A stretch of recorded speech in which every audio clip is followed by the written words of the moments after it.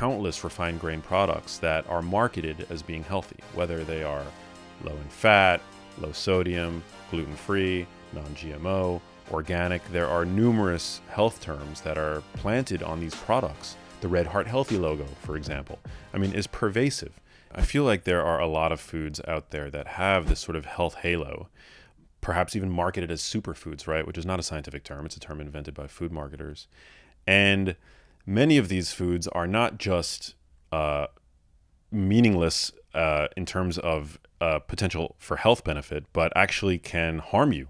So one of the, I think, most pervasive healthy foods with a healthy halo out there are commercial fruit smoothies. So we all kind of know about fruit juices, right? Fruit juice, you have a savvy audience, right? We all know at this point that you can cram as much sugar into your average fruit juice as a soft drink, as soda, right? But I think people still buy these commercial fruit smoothie drinks, whether they're made on the spot or whether they're prepackaged, thinking that you're actually adding something beneficial to your health. But when you consume these kinds of beverages, first of all, they pack so many calories into such a small form factor that it can be really easy to overconsume your calories for the day, which, I think we all tend to debate what the root cause of obesity is. We have the insulin obesity model, we have the energy balance model, and I think the truth is somewhere actually in the middle. We kind of need a new model to describe, the root cause of obesity, and particularly the obesity epidemic that we're now seeing around the world. One of the, I think, most pressing epidemics that we're seeing. But commercial fruit smoothies, they are generally calorie-laden bombs of usually a very high amount of fructose. About 70% of people are actually have issues with fructose absorption, called fructose malabsorption, which can create problems in the gut ranging from diarrhea to bloating to gas. So this is one of the reasons why, the consumption of fruit smoothies, which again, we tend to think of as being benign, equivalent even to eating whole fruit, can leave people with digestive problems. So, when it comes to fruit consumption, I'm a big fan of whole fruit. I think that it's very hard to argue against the consumption of whole fruit, but whole fruit is inherently satiating, right? First of all, when we're even before we consume a piece of whole fruit, we initiate what's called the cephalic phase of digestion. So cephalic basically means your head. So it's like the phase of digestion prior to food actually even entering your stomach and your GI tract. We see the food, we smell the food, our salivary glands start to activate, pumping out enzymes like amylase into our mouths so that we can properly absorb and break down starches in fruit. We begin to secrete insulin, gastric juices start flowing. So all this happens and continues to happen as we're biting into and chewing a piece of whole fruit. None of this is able to happen when you plow into a fruit smoothie because of just the rate at which we consume these items. So I think that's a major problem. Yeah. Man, this one is like, it's already so blatantly obvious, but I was definitely seduced by that marketing. I'm thinking back when I was in college, and actually when I met my wife, we were both attending the University of Missouri St. Louis, and I was the health guy.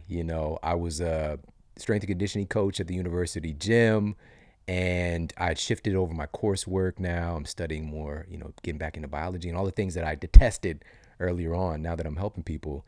And so I was drinking these naked juices. Right? Oh yeah, they're the worst. Shout out to Naked. All right, Naked juices. And the one that I would drink the most was Green Machine, because I still at that point had never eaten a salad in my life. But I'm like, I'm getting my greens in. It was like 64 grams of sugar or something like that, so like 12, 13, 14 teaspoons. And so I'm just, even to the point where my wife and I had a class together. It was a marketing class. And I was like, this little team that we had, she was actually in my team, happened to be. And then there was this other person. I was like, let's do our marketing presentation on Naked Juice. Like, this is amazing stuff. And so, of course, I led the presentation, but now looking back on it, and I would see even post having it, the kind of going from that hyper to hypoglycemia experience, just having this crash take place essentially. And I just like brush it off as normal, So I'm so glad that you brought this up. We can consume so much sugar so quickly and we don't really realize it. Well, so it's not just the sugar quantity. It's the fact that fruit sugar is, for the most part, it's some combination of fructose and glucose, right? But we have a finite capacity to properly absorb fructose in the gut, and as I mentioned, a significant portion of people experience fructose malabsorption, whether or not they have any pre-diagnosed GI condition, and so they could be chugging along, no pun intended, with with these smoothies on a daily basis, experiencing severe GI upset, and that can present a major problem to people. And also, fructose is a major driver of non-alcoholic fatty liver disease, which we see a lot of in this country. And not to demonize sugar found in whole fruit, but today we tend to overconsume fructose, right? Because we consume lots of sugar sweetened beverages, and most people, the thing about fructose that's interesting is that if you're in a calorie deficit, people who are in a calorie deficit, I mean, their bodies are pretty resilient, right? You can eat pretty much whatever you want when you're in a calorie deficit, and your body will tend to roll with the punches, right? But that's not common in the United States, in the Western world. The vast majority of people are actually not in a calorie deficit for any significant period of time, right? They're in a calorie surplus. And this is one of the reasons why by the year 2030, 1 in 2 adults are going to be not just overweight, but obese. And so in that milieu, in the milieu where we're all chronically over-consuming calories, you add excess fructose into the mix, and it's a recipe for disaster. It causes your liver to export fat. There was a paper that was published, because I know you love to bring the references. I believe it was the journal Scientific Reports, where they found that in young healthy men, so these were men that were not overweight, that feeding of fructose and sucrose is 50% glucose, 50% fructose. It led to their liver starting to create fat, export fat. It's called de novo lipogenesis. And this is something that easily happens when we overconsume fructose. So that's why I'm very cautious about when it comes to consuming any kind of fruit juice or anything like that, which I think people are way better off avoiding. But even these fruit smoothies. With a fruit smoothie, yes, you get a bit of fiber, right? But many commercial fruit smoothies, they will tend to add fruit juices into the mix that they aren't super transparent about. So, even naked juices, it's not 100% pureed fruit. Sometimes they'll add fruit juices. And I think this is another area where I think we all need to be a lot more cautious. I don't know if people know this, but China is one of the world's largest exporters of fruit juice, in particular apple juice concentrate. About 70% of the apple juice concentrate consumed in the United States comes from China. And there was this big expose of this finding a couple of years ago where they found that fruit juices that were marketed to babies had very high levels of arsenic and lead, which are known neurotoxins, right? So we want to be really cautious and do our best to eliminate fruit juices. And I think when it comes to fruit smoothies, we definitely should do our best to eliminate those from our diets. Yeah. And this is the difference between something that is healthy and something that is framed as healthy. Yeah. And I love the fact that you reiterated multiple times of the fruit isn't the problem. And, now we have camps, of course, that are demonizing fruit. And of course, this might be, depending upon your unique metabolism, something to be cautious about with certain fruits that have been wildly hybridized or whatever the case might be. But in general, you're not going to get this same metabolic chaos that takes place. Yeah. And mentioning with what can happen with the liver, this is because fructose is digested differently in the body. It kind of, this is another framing that takes place, is fruit or fructose or these juices don't spike your blood sugar. They're not high glycemic. Right. Right. And this is because the brunt of the weight of it is getting hit by your liver. Your liver has to process it first, and it can just start printing out fat. Absolutely. If you're overbearing on your liver. Yeah, absolutely. So fructose actually has a glycemic index of I think it's about 19 or 20. And glycemic index, the root origin of the word glycemic is, glucose, right? There's obviously a shared suffix there, or prefix. And so you're absolutely right. Fructose has been marketed, and sweeteners that are predominantly fructose are marketed as being diabetic friendly, right? Because they don't elevate your blood sugar. But that's precisely because fructose, as you mentioned, it goes straight to the liver. And its primary function is it reglycogenates the liver. So your liver has the ability to store some capacity of sugar. It's about 100 to 125 grams of sugar in the form of glycogen, and your muscles have the capacity to store another 400 grams of sugar. So your body's total sugar storage capacity, it's finite and it's fairly limited. It's about 500 grams, give or take, depending on your body size. That obviously plays a role there. But unlike glucose, which enters your blood, spikes your blood sugar, and is ideally sucked up by your skeletal muscle to serve as an energy substrate for later on. Usually when we're doing high intensity exercise, we're grateful that we have sugar in our muscles because it helps us power through high intensity anaerobic exercise, like when we're weight training or boxing or what have you. But fructose has a different digestive and metabolic path. It goes straight to the liver. And for the most part, I mean, in the milieu of the standard American diet, the fact that leisure time physical activity is at an all-time low, our livers are already full of glycogen.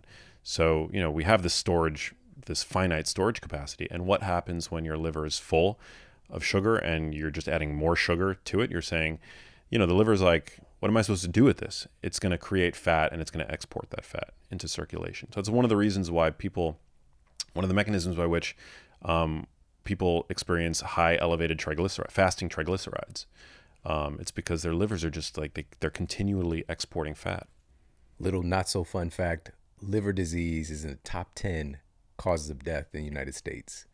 Like, and you never hear a peep about it. Yeah.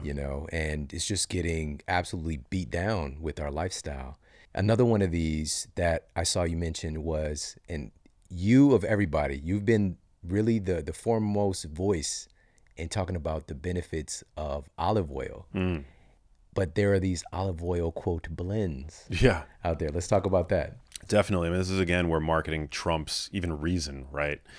Extra virgin olive oil is an incredible food. I mean, it's a food that humans have been creating for thousands of years, because the way that you create extra virgin olive oil is very simple. You just crush olives, and the fresh juice that you get from the olive fruit, it's an incredibly healthy food. It's got an amazing fatty acid profile. It's about 70 to 80% monounsaturated fat, oleic acid in particular, which is the most abundant, commonly found fat in nature. It's got about 15% of saturated fat, which is very chemically stable, and a very low amount of polyunsaturated fats, which we know are very delicate and damage prone. They're the most delicate and damage prone of the three major dietary fatty acids. This is in contrast to the way that most grain and seed oils are produced, which are produced via innumerable industrial processing steps, ranging from, well, first we have to extract the oil from the food, whatever that food happens to be, whether it's soybeans or corn or grape seeds.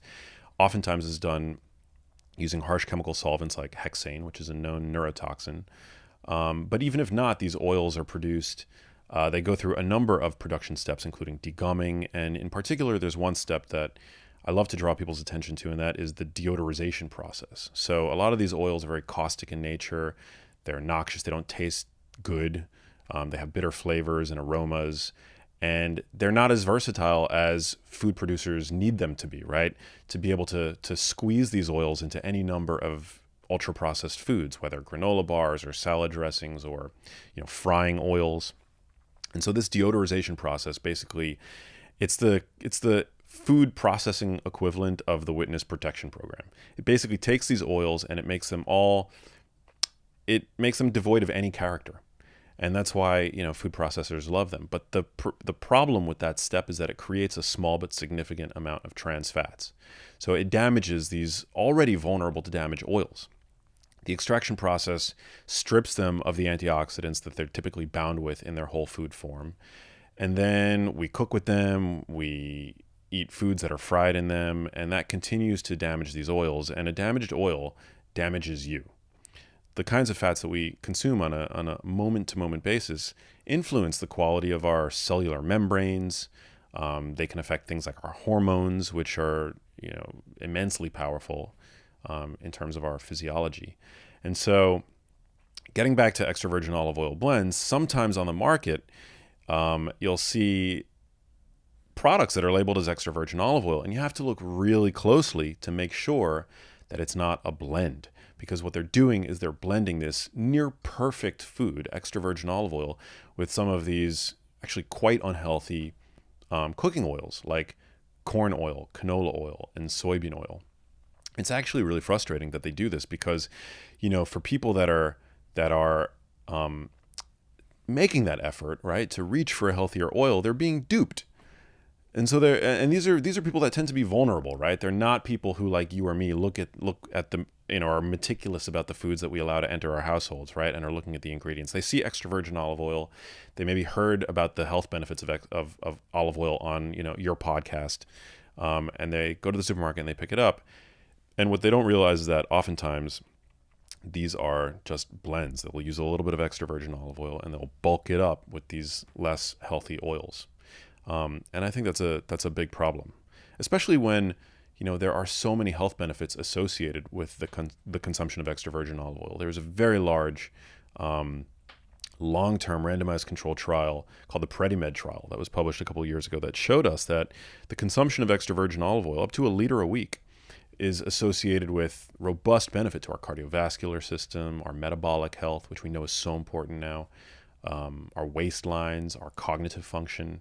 And so extra virgin olive oil is the oil that I tend to prioritize in my cooking. And I try to avoid, to the best of my ability, exposure to any of these like grain and seed oils that are so pervasive in the modern food environment. Wow, this is nuts, because so we're taking something ridiculously healthy, and then these street dealers are basically cutting it, Yeah. and then selling a much lower quality problem to unsuspecting buyers. Yeah. Right. So we're talking about some, local drug kingpins in a sense, Yeah. you know what I mean? And I think I might have mentioned this to you before, but I was looking at the journal Inhalation Toxicology, and they found that just smelling these oils while cooking these highly refined seed oils can damage your DNA. And I was like, what the, like, I couldn't believe that was even a thing. But then of course I just pieced together the logic, in that, even if we're smelling something, it's interacting with our cells, like it's inside of our bodies. And when you talk about the deodorization process, Yeah. because these oils, honestly, when they're processing, corn oil or soybean oil, it's gonna smell like ass in the power plant, in the food processing plant. And so they're using these very harsh chemicals to try to make it inert as far as the smell. There's so many things used to mask the taste and smell. They would taste bad and smell bad, but yet go ahead and put it together in your healthy oil. Yeah, I mean, these are garbage products. Like grapeseed oil is something that didn't exist up until a few years ago, and it is the result of some industrious winemaker actually realizing that they were throwing out the seeds of grapes. Grapeseed oil it's a byproduct of the winemaking industry, right? They were throwing out the seeds of grapes, but then somebody realized that you could press these seeds for oil and run them through all of these different processes, and you get this like dirt cheap cooking oil, and it's now a multi-million dollar business around the world. And I mean, for me, I think the most treacherous thing about these oils, because I don't like to fearmonger, I think it's when we consume ultra processed foods that are stuffed with them, and also when we can, and I would say mostly when we consume fried foods, because when you go to a restaurant and you order anything that's been fried, I think in the back of our heads, maybe we expect them to be changing out the oil between every dish, but restaurants have notoriously thin margins, especially these days, right? And so that oil sometimes isn't changed for days. And it's the constant heating and reheating and just the maintenance of these oils at extremely high temperatures that causes them to degrade and oxidize and generate various oxidative byproducts like certain aldehydes, which are toxic to our mitochondria. So, I mean, I know you talk about the value of metabolic health all the time. The source of metabolic health can be traced to the mitochondria, right? The like energy generating organelles in our cells. And so by consuming fried foods, you're literally, especially on a chronic basis, you're poisoning your mitochondria essentially. And that it traces all back to the fact that these oils can be so, they mutate and they become so damaged over that chronic heating and reheating that happens all the time in restaurants. If people can't see my face when you said poisoning our mitochondria, I made the Macaulay Culkin face, and then I realized I'm making the Macaulay Culkin face. Shout out to Home Alone, everybody. But man, that is nuts. Have you talked with Dr. Kate Shanahan You know, before? I have not, but I really like her work. I know that she's been a whistleblower on these oils for some time now.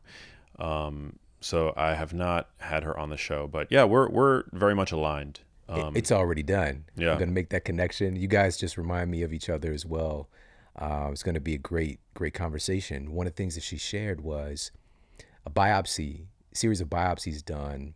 One was like early part of the 1900s, and looking at what are our fat cells actually, what's in there, and finding that the makeup of a human fat cell was somewhere in the ballpark of about 2% of these PUFAs, right? These polyunsaturated fatty acids. But more recently, when biopsies have been done looking at the constitution of human fat cells, now it's upwards of about 20 to even upwards of 30% polyunsaturated fats. Literally, the makeup of our cells is different. We're not even the same humans anymore. We're made up of different ingredients. And with these types of oils being so volatile and so pro-inflammatory, it's just, again, another reason why it's not just the fact that we're gaining so much weight as a society, but we're also so much sicker, you know? So now let me ask you about this other, which when I was a kid, I remember my grandfather had high blood pressure. Then he was given some orders on what he was supposed to eat by the doctor. And one of those things was to switch over to margarine. So let's talk about what is margarine. Let's talk about that. Yeah, I mean, I grew up consuming margarine. I remember having the little yellow tubs in my fridge at all times because I grew up in a house. My mother in particular was very concerned that because she believed that she had heart disease in her family, would develop heart disease, and so she was very attuned to the marketing surrounding, food products and what we thought at the time about the relationship between dietary fats like saturated fat and cholesterol as it pertained to our cardiovascular health. So I grew up in a house that was very concerned about heart disease. And so, yeah, I was eating margarine all the time as a kid. Now, back then, margarines were composed of partially hydrogenated oils. So they would use soybean oil, corn oil, and they would partially hydrogenate these fats to make them behave more like saturated fat at room temperature. And add some artificial coloring, squirt it into a tub, and that was supposed to be your butter replacement. Now, thankfully, as of about 7 years ago at this point, we've banned partially hydrogenated fats. And this, a lot of people are confused: partially hydrogenated fats, fully hydrogenated fats. Fully hydrogenated fats are actually, they aren't as harmful as the partially hydrogenated fats. There's some confusion over that. What partially hydrogenated fats are trans fats, essentially. And there's no safe level of trans fat consumption. These are directly toxic to our cardiovascular systems. We know that higher levels of trans fat consumption is directly and powerfully associated with increased risk for cardiovascular disease and even for dementia, for Alzheimer's disease as well. Because the kinds of fat that we eat, I mean, as you mentioned, influence not just the fatty acids that we store in our adipose tissue, but our brains are made of fat. So the kinds of fats that we consume dictate on a moment-to-moment basis how well our brains function, the kinds of fats that our brains are constituted with. And so trans fats are definitely a major enemy. And just going back briefly to the grain and seed oils that we talked about earlier, just because the FDA has banned partially hydrogenated oils from appearing in our food supply, that doesn't mean that we don't have any trans fats anymore in our food supply. Trans fats are created again via the production process used to create these grain and seed oils, right? So trans fats, we're probably exposed on a per capita basis to a lower amount of them, but they still exist. And I think the problem with margarines even today is that they're comprised of these grain and seed oils that,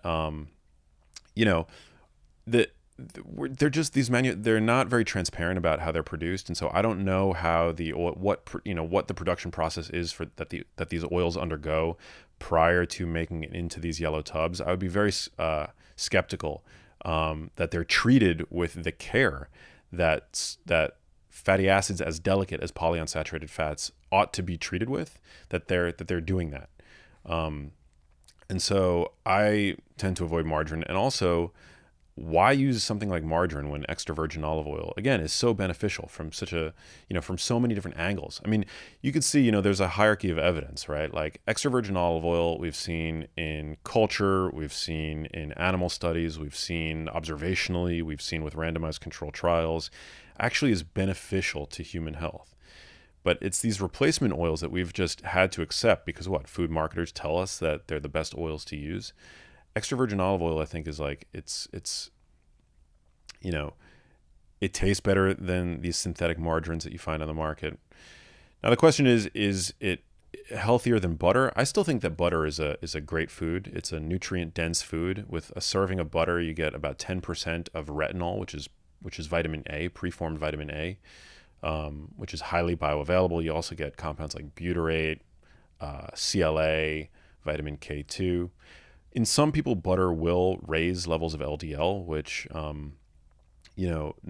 isn't necessarily, depending on your overall metabolic health, a bad thing. But some people might want to reduce saturated fat in their diet, which is something that I understand. Everybody's different, so I don't prescribe a one size fits all approach to diet. But in that case, the alternative to butter that I would recommend wouldn't be margarine. It would be extra virgin olive oil or something like avocado oil, which is also a great, has a really great fatty acid profile. It's so good. You just brought up something about vitamin A that is really important. This is one of those nutrients that's highly correlated with longevity, but there are different forms of it, right? The plant form isn't the same thing. Right. And so just keeping that in mind in our back pocket, and also just looking at, really what I'm hearing is humans have been doing this for a long, long time. And we have a cold processing, a cold extraction method versus the high heating of these very volatile and sensitive oils that happen for these vegetable oils. So I really want to be able to put this to bed.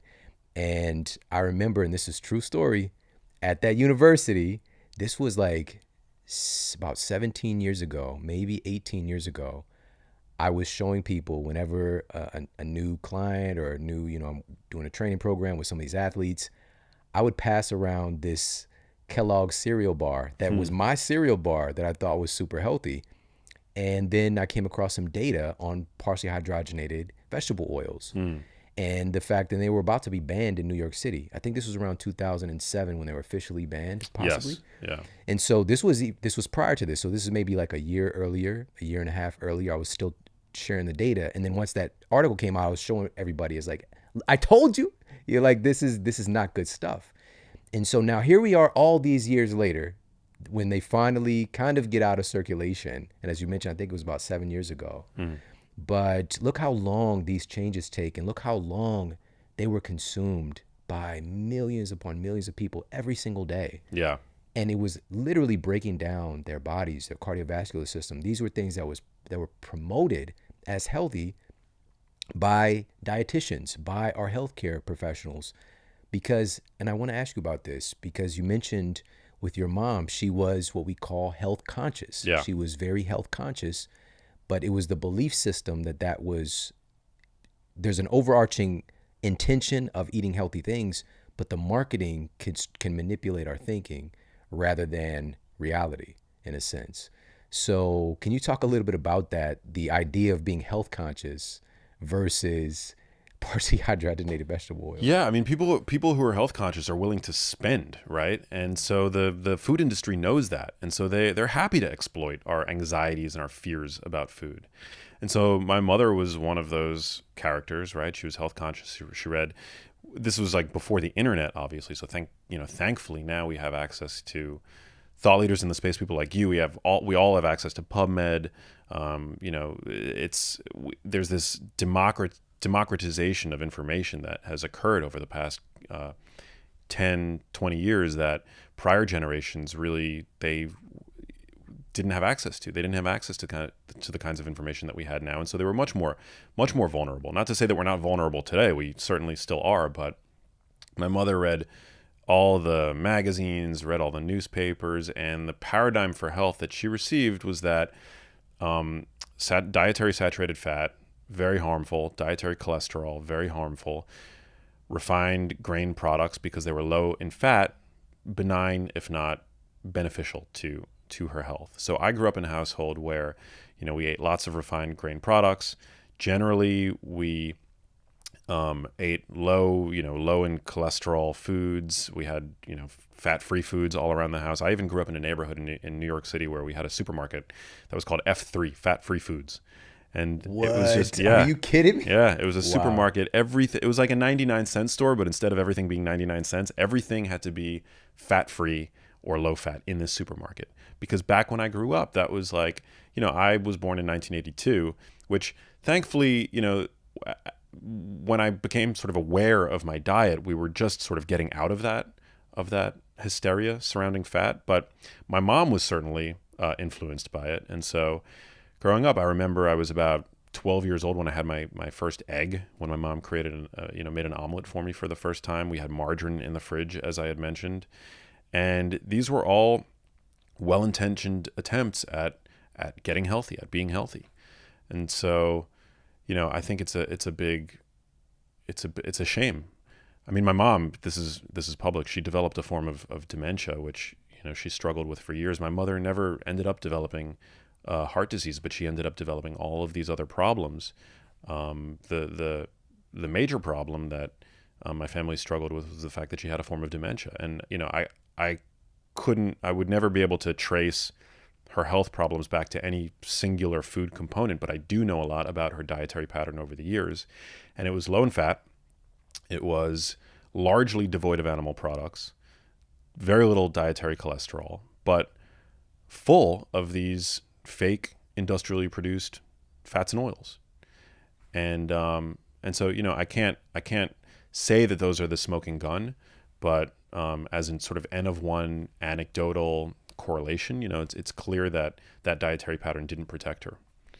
And it's been, a motivating force in my life to try to unravel and understand what it is, how we can eat to preserve and enhance our brain health and our cardiovascular health and our, metabolic health as we age. Yeah. This is, again, one of the reasons you are who you are, man. You're invested in this in a different way because of the experience with your mom. And, again, that creates this perseverance in somebody that you just can't put into words. Yeah. I mean, I've had the misfortune of seeing real illness, and insofar as we can influence our health with the choices that we make day to day, I mean, I think we ought to, right? Because chronic disease, it's like trying to get out of that. I mean, first of all, it's like anybody who's listening to this, who's ever had a chronic illness, knows that it's essentially the fog of war. You can't see which way is up. It's very hard to get, especially with a complex medical condition. Finding a diagnosis. I mean, that's like the first thing you want, but even that can provide a false sense of security because, a diagnostic term doesn't say anything really about the root cause of a condition. And certainly when you have something like dementia, which takes years, if not decades, to manifest, like most chronic diseases, which people are struggling with, which kill 60% of people worldwide, according to the World Health Organization these days, right? Like, these are conditions that don't develop overnight. They take years of poor dietary and lifestyle habits to come to fruition. And so it can seem like a lot. It can seem like a big undertaking to take the reins of your own health, but I think it's so worth it. And the earlier you start, the better. Yeah. Powerful. You mentioned in your experience growing up the refined grain products, again, because they're low fat. We've got these, the superior grains that we have available now. And then there was a shift, of course, to trying to do everything whole wheat and things of the like. Would that be on that list of foods that are propagated as healthy that are probably damaging to our metabolism? Yeah, absolutely. I mean, I think people are starting to wake up to the fact that most things that are refined are not great for you, but you still can walk through the aisles of a modern supermarket and see countless refined grain products that are marketed as being healthy, whether they are low in fat, low sodium, gluten-free, non-GMO, organic. There are numerous health terms that are planted on these products. The Red Heart Healthy logo, for example, I mean, is pervasive. If you look at, breakfast cereals, it would almost lead you to believe that heart disease is caused by a deficiency of morning oatmeal, when that's not the case. And so I think that this is a major problem. I mean, the thing about refined grains, there are a number of incriminating aspects to them, but we could talk about the fact that it becomes really easy to just consume a lot of what is essentially sugar after it these products pass your lips. The ensuing avalanche of blood sugar that occurs with just one that can occur with just a single bolus of a refined grain serving, whether it's your morning oatmeal or a commercial cereal or the like. Or it's the fact that these products take little to no effort for your body to digest and assimilate. There was a great chat that I had with a food scientist recently, and we were talking all about the fact that when you're consuming whole foods, there's actually a proportion of calories, and it varies from food item to food item, that don't get absorbed by you. And there was a study that was published it came out of the USDA of all places. And they found that when you eat whole nuts, meaning you have a handful of whole nuts, you chew them yourself. So this isn't nut butter. These are whole nuts. You chew them yourself.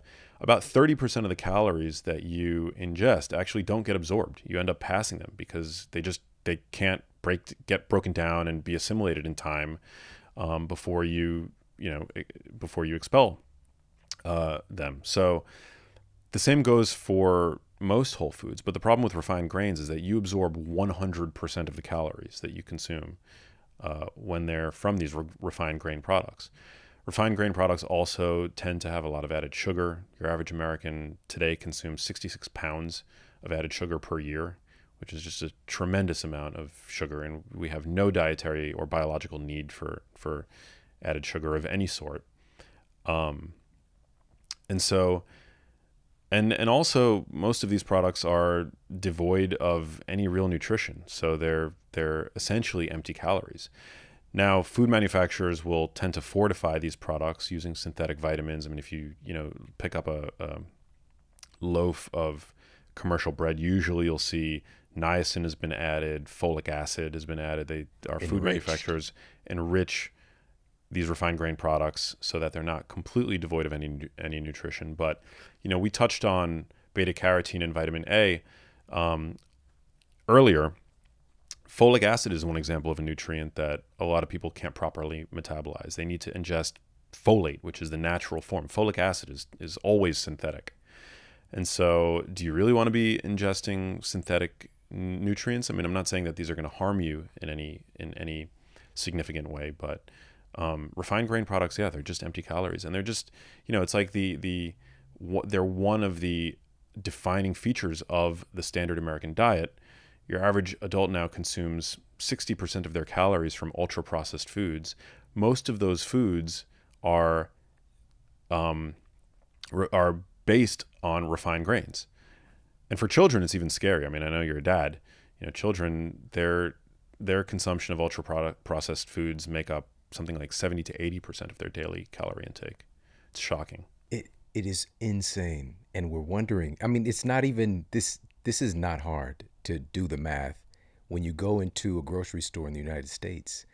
And I remember you posted this, and I want everybody to make sure they're following you on social media at Max Lugavere on Instagram. And you posted that there's this health food section of the store. What is the rest of the store then? Yeah. If you really think about that, and I'm just thinking about the experience today of walking down the cereal aisle and it looking like a damn circus. Like, it looks like I've walked into, some kind of a strange, weird carnival with all of the colors and all of this like seduction, and really targeting our children with these friendly characters. And of course, there have been studies done on this, looking at basically having the kids to demonstrate using a smiley measurement, a smiley face measurement, how much they enjoy the cereal. And they find that the kids enjoy the cereal more when it has a mascot. Same cereal, just of it having a character, they like it more, you know? And so we know that this manipulation is happening, and it's happening while we're young. And so you get these kids inundated with these connections, these very abnormal connections, and stuff that's not even real, and just see that play out. And this is where we're at today, where we see the life expectancy now reversing, you know? But also, the great thing about us as humans is when we have the ability to innovate and to problem solve. And so it's forcing change right now. And so a lot of folks have taken on this mantle, and this is what I want to ask you about, of eating real food, which is a huge game. It's a game changer just by making your body out of real stuff. Now, with that said, this does not guarantee weight loss. What are some of the things that people might unknowingly be doing, eating real food, that can still stifle their weight loss? Oh man, such a good question. So, I mean, off the top of my head, what came to mind first was eating while distracted. So a lot of people, we love to eat while we're watching TV or when we're on our smartphones. Research shows that when we're eating while we're distracted, we tend to consume about 15% more calories. So, I mean, that can be significant, right? Especially if every meal you're eating, you're distracted. If you're eating lunch at your desk in your office while you're cramming for the afternoon presentation that you've got to give, or if you're eating in front of the TV, binge watching your latest favorite show on Netflix or what have you. If we're doing this chronically throughout the day, that can cause a very significant imbalance in our calorie consumption, right, over the course of the day. It's also, I think, really important to be mindful of your trigger foods, and foods that are more calorie dense as opposed to less calorie dense. So, for example, we were talking about whole nuts, for example, right? Nuts are a great food. Lots of observational evidence that show that people who consume nuts, and it doesn't have to be that many. It's about like a serving and a half a week of nuts to get the health benefits seen in these observational studies, can reduce risk for kidney disease, cardiovascular disease, neurodegenerative disease. So they're a great food, but we no longer have to shell our nuts ourselves, right? Like we buy them and they're already, it just becomes so easy to eat them by the handful. And I'm guilty of this too, right? Like when I'm on set at any of these like health shows at the craft service bar, they usually have salted nuts, and it's so easy to just dig your hand in and shovel them into your mouth. And nuts are one of the most calorie dense foods that exist. So I think it's definitely worth being sort of mindful of that. So knowing how beneficial nuts can be from a health standpoint, what I like to do is I like to integrate them into recipes. So I like to cook with them as opposed to eating them as snacks, because I find that eating them as snacks, it's just so easy to overdo. And you especially want to be cautious with nut butters. I mean, we all know that once you crack into jar peanut butter, almond butter, it can be very hard to pump the brakes. Also, you know, I'm guilty of that as well. So these are triggers that I've learned personally over time. I think sticking as best you can to whole foods. I mean, you know, you kind of nailed it, but that's really important. There was this pivotal study that came out in 2018 from the NIH actually that found that when we are given an ad libitum diet of ultra-processed foods versus whole foods, ultra-processed foods lead to a surplus of calories that we consume by about 500 calories a day. So that's, you know, stretched out over the course of the week, that's a pound of fat gain. Whereas whole foods, we tend to come in effortlessly at a calorie budget, at a calorie deficit of about 300 calories. So that there's like an 800 calorie swing determined largely by the quality of food that you're consuming. So that's really important. And I think it's really helpful for people to know that what you eat can influence how much you eat. We tend to approach our, you know, weight loss, for example, the other way, right? We try to tamper down and moderate how much it is that we're eating. But if we're not mindful of the quality of our foods, then I think that's a losing battle. And one of the reasons why diets tend to be so unsustainable for people. Hydration, I think, is also really important. You know, it's interesting and not all that intuitive to realize that for a hunter-gatherer, for one of our ancestors, water would be the best way to find water, right? To hydrate our bodies. But the second best way would be from food. So water is actually significant constituent of our food, whether it's produce or even animal proteins, right? Like beef is something like 70 to 80% water. So we can actually experience hunger if we're just thirsty. So making sure that we're hydrated throughout the day, I think that's a really potentially important, very useful tip for people. That's great, man. Yeah, that's such a good one.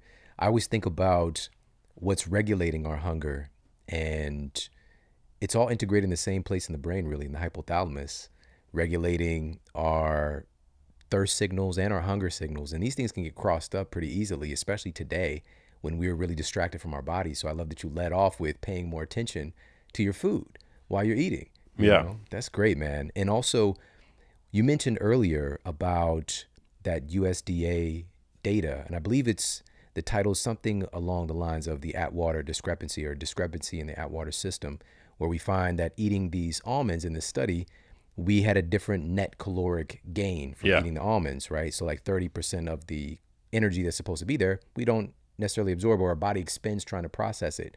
So it can be considered one of those foods that, you know, you can get some benefit from, but you're not extrapolating a lot of calories. Contrast that with the ease of eating those things. You know, I'm about the pistachios right now. Oh my It's God, they're like so addictive. so good, so good. And so, but we don't. If you're not shelling them yourself, you can tear through them pretty quickly. And also these nut butters, man. And I've had so many different types. So I've had walnut butter. I've had macadamia nut butter. Pumpkin seed butter was like one of my favorites. There's like Wow. this weird sweetness there, you know. So, and again, these are things that can be easily overconsumed because they're pressed down into these whipped up, sexy, you know, butters. You Yeah. know? So again, these are things that even if we're eating real food, these might be unknowingly stifling our process. Another one I want to ask you about is just pivoting into what you mentioned earlier with the fruit smoothies. But again, we can be eating whole foods and then guzzle down some smoothies and unknowingly packing these smoothies with a tremendous amount of calories. And again, it's not that calories are everything, but they do matter in this equation.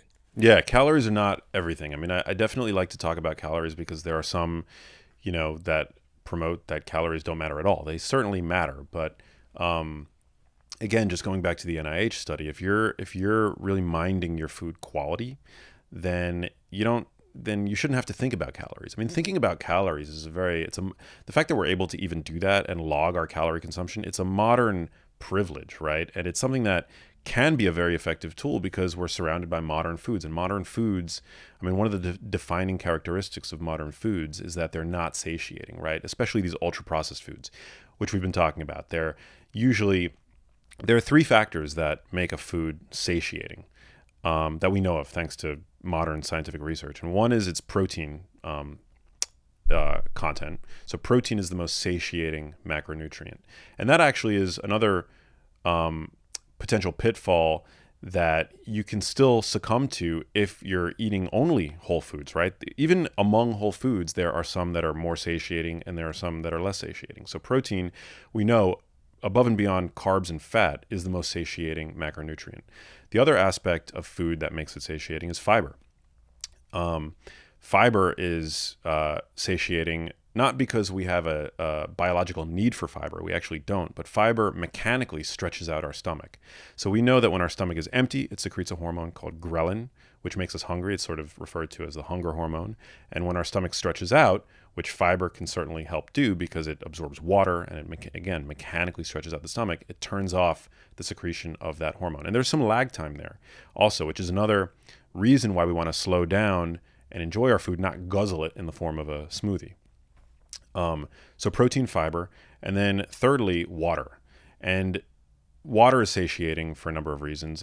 I mentioned already that when water ceased to be available for one of our hunter-gatherers, we would look for water elsewhere. We'd look to get water in our food, right? But these are the three sort of defining characteristics, or the lack thereof, of ultra-processed foods. Ultra-processed foods tend to be low in protein. This is a universal truth about ultra-processed foods. They tend to be high in some combination of carbs and fat. Most tend to be high in both, right? Very low in protein. They also tend to be low in fiber, unless that fiber is added in. Usually it's some synthetic form of, like some isolated fiber extract, which the FDA is investigating to see whether or not those isolated fiber extracts actually act like fiber. I have a feeling they don't. or at least not all of them, but they can also cause GI upset, like chicory root fiber, inulin, all that stuff. But generally speaking, ultra processed foods, which are not very satiating at all, tend to be low in fiber, and they also tend to be dehydrated. And why do food manufacturers dehydrate ultra processed foods? Because it makes them shelf stable.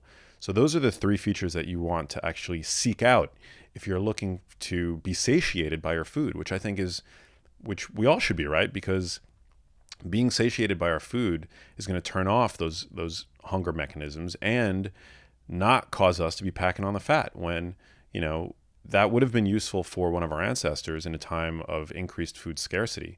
But today, we live in a world of food abundance, right?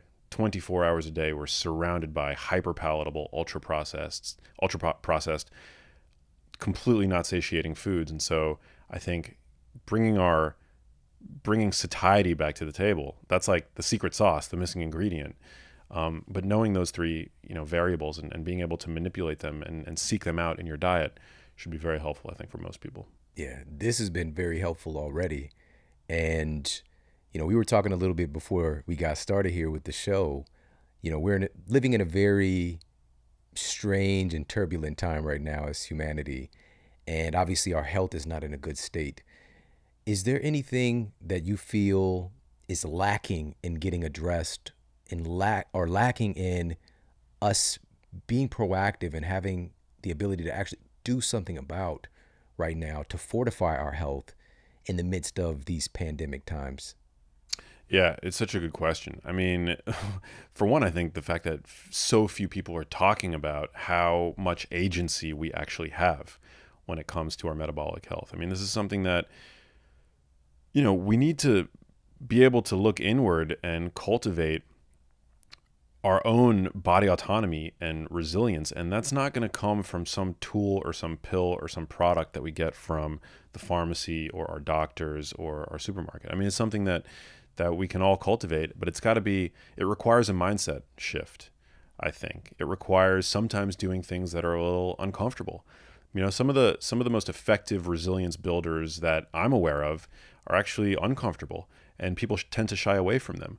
But whether it's intense exercise, I think a lot of people now, thankfully, know the value of exercise, but are they exercising as intensely as they need to stimulate adaptation in the body? So dialing up the intensity in your workouts, I think, really important. Cultivating resilience in terms of temperature. This is major. I mean, I just had Wim Hof on my podcast, and I mean, he's such a great person to talk to. He's so inspiring when it comes to, really driving home the fact that you're not building resilience or grit by sitting on your couch, right? Like, you got to get out there, get out into the world, and expose yourself to things that, whether it's ideas, temperatures, situations that are not necessarily the most comfortable. That is the best way to bolster resilience. And then, we have what's called a spillover effect. I wrote about this in my last book, The Genius Life, that we have what's called cross adaptation, where, by fortifying our bodies and by building physical resilience, we actually help promote psychological grit, which is a fascinating concept, right? That you can act your way to greater mental resilience. And we live in a time now where so many of us are struggling to find mental resilience, right? Whether it's the panic porn on the media, or, even in our own local ecosystems with our local governments, I think that people are struggling with anxiety, depression. Alcohol sales are up, right? Unfortunately today. So, I mean, I think these are all really important tools. But again, like, your best biological self is going to come only once you get out of your comfort bubble and leave the comfort zone. And yeah, there are many ways to do that. A diversity of experience, a diversity of exposure to a range of ideas and insights, even from a dietary sense. I mean, diversity in terms of the nutrients that you ingest on a daily basis help to bolster your immune system, right? Because you have your microbiota, your gut flora, the trillions of microorganisms that reside in your large intestine that are there essentially in part to educate your immune system. So if you're the kind of person who, I like to use the term, if you consume a 12-year-old boy diet, you know, I know there's a lot of people that consume, like, they eat like 12-year-old boys, and that diet doesn't like seem to evolve as they get older. They just love basic, palatable, simple foods. You're not exposing the microbes in your large intestine to this diversity of plant compounds, some of which are actually toxic, and elicit a protective and sort of strengthening process in the body. We call this hormesis. There's a hormetic effect. And so dietary diversity is also crucially important. So there's a lot that people can do. Personal agency, I think, is something that, you know, if you were listening to the news, you might get the sense that we don't have a lot of agency. I think people need to turn off the news. That's what I think. I mean, I think it's like one of the best health boosters you could give yourself these days. Facts. Man, Max, thank you so much for coming through and sharing your wisdom and your experience. Can you let everybody know where they can connect with you more? What do you have going on in the world? Yeah, for sure. Thanks for the opportunity. So I'm pretty active on Instagram at Max Lugavere, and I also host my own podcast called The Genius Life. But I'm really excited. I've got a cookbook coming out March 2022. It's a 2-in-1 book, actually. It's a cookbook. We've got over 100 recipes in it that are super delicious, all gluten-free, dairy-free, generally low in carb, but using the most nutrient-dense, accessible, low-cost foods on the planet. And then the first part of the book is actually a diet and lifestyle guide. So you're getting 2 books in one. It's called Genius Kitchen, and it's available at geniuskitchenbook.com. So people can go and check that out and be super grateful for any support. Hey, if you like this video, make sure to check out this video right here to up-level your health today. It actually stimulates your stem cells, protects your DNA, and boosts your immunity at the same time. And guess what? Bitter melon has always been a traditional medicinal food in Southeast Asia. Like, man, I love that kind of stuff. And today you can go on YouTube and search